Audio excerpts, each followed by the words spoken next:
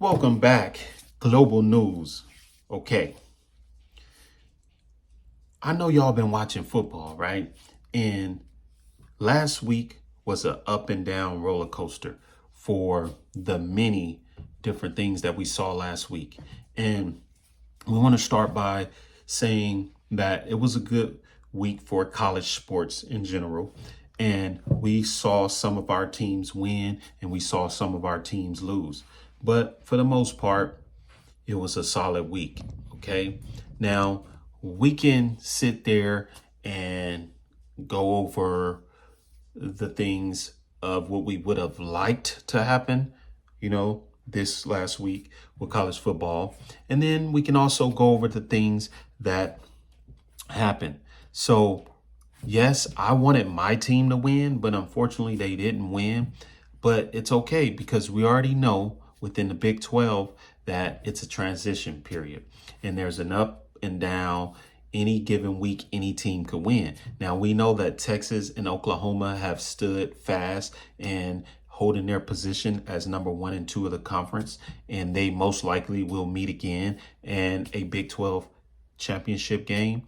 Now, when you look at the better team, I was watching the Oklahoma University football game versus UCF, and I noticed when I was watching them, they were playing almost like a fast pace, wear out the opponent type of gameplay for the first half.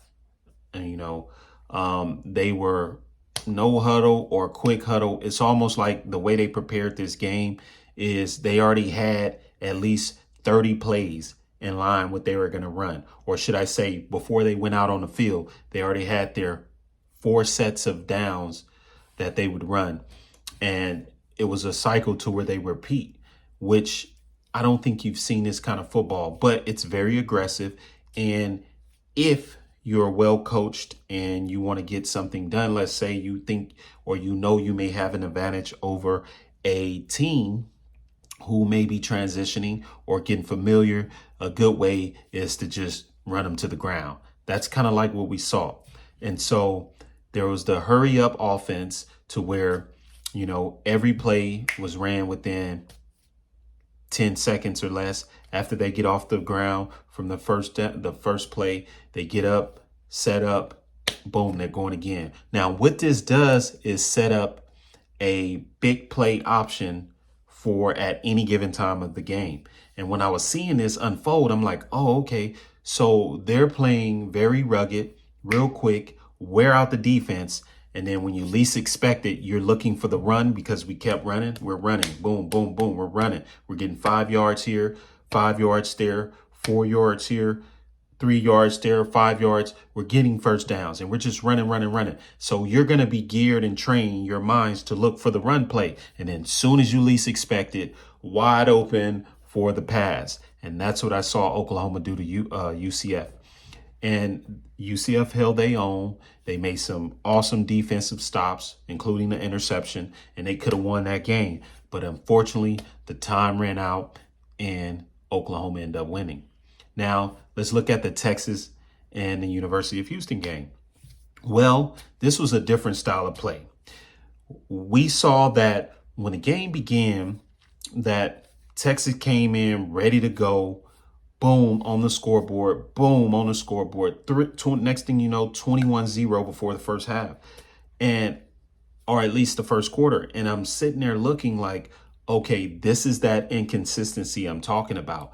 Now, it took time. And once again, they are transitioning. So you're going to have these disadvantages.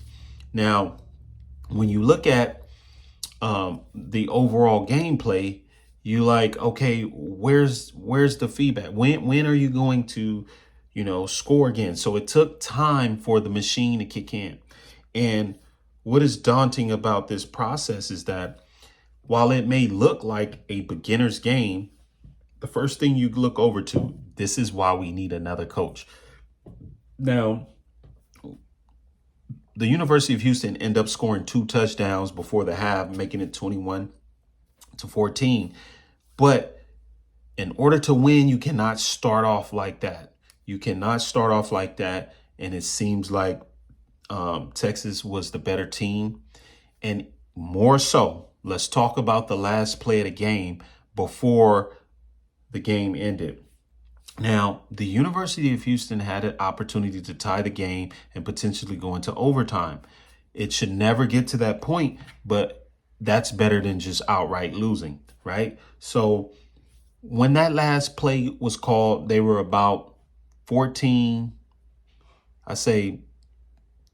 yards out from the touchdown or from the end zone. Now, if you notice in that play call, which they burned the previous play, when you know you going 4 downs and you have to score, okay, why would you, if you know that your passing has gotten you closer, when you get in the red zone and you're potentially 10 to 15 yards out, you want to run the ball unless the time is an issue. You want to run the ball to get at least 2 downs run. The first and second down, you want to run. You want to run strong run plays. You want to give your team a position to try to score, which would involve having extra block, so on and so forth. And you don't want to just do a up the hole type of run. The point is to get at least 3 yards and maybe 5 to 3 yards, those 2 carries to put you in the end zone.